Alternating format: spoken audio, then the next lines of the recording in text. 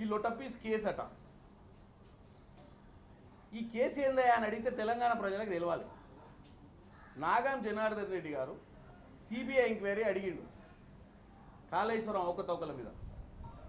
దాని మీద సుప్రీంకోర్టు ఇచ్చినటువంటి తీర్పును ఈయన టోటల్గా క్లీన్ చిట్ ఇచ్చినట్టు, కాళేశ్వరం ప్రాజెక్ట్కి ఒక్క రూపాయి కూడా స్కామ్ జరగనట్టు, బ్రహ్మాండంగా నేషనల్ డిజాస్టర్ సేఫ్టీ అథారిటీ వీళ్ళకి ఏదో క్లీన్ చిట్ ఇచ్చినట్టు ఇలా తెలంగాణ ప్రజలు తొడలు కొడుతుండు మన తుపాకి రాముడు.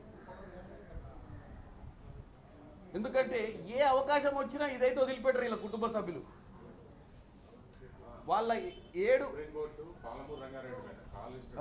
సుప్రీంకోర్టు నాగం జనార్దన్ రెడ్డి గారు దాని మీద ఇచ్చిన తీర్పును తీసుకొచ్చి కాళేశ్వరానికి రాకి దాన్ని ఆదర్శంగా తీసుకొని కాళేశ్వరం గురించి తెలంగాణ ప్రజలకు చెప్తున్నారు.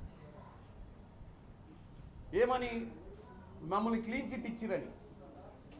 National disaster safety authority Kaleshwaram project మీద అందరికీ నోటీసులు ఇచ్చిన పరిస్థితి మీరు చూసిరు.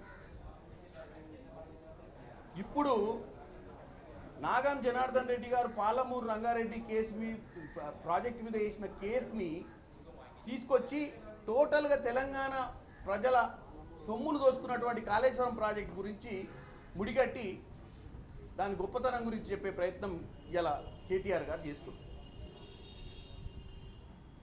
ఈరోజు ఒకటి చెప్తున్నా కేటీఆర్ గారికి, తెలంగాణ ప్రజలు గతంలో మీరేదో ముచ్చట చెప్పుకుంటే ఇందాక చెప్తున్నారు 55 సంవత్సరాలల్లో కాంగ్రెస్ పార్టీ ఏం చేయలేదని.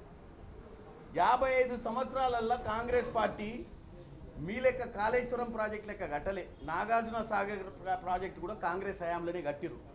నువ్వేం చెప్తున్నావు అంటే నిజాం నవాబు హైదరాబాద్లో చార్మినార్ కట్టిండు, తర్వాత మీ నాయన కాళేశ్వరమే కట్టిండు, మధ్యన ఏం కట్టలేదు, మధ్యన కాంగ్రెస్ పార్టీ ఏం లేదని చెప్పే ప్రయత్నం చేసినాం. 55 సంవత్సరాలల్లో సాగర్, శ్రీశైలం, శ్రీరామ్ సాగర్, జూరాల లాంటి చాలా ప్రాజెక్టులు కాంగ్రెస్ పార్టీ కట్టింది. ఏది కూడా లొటపీస్ లెక్క ఊలలే.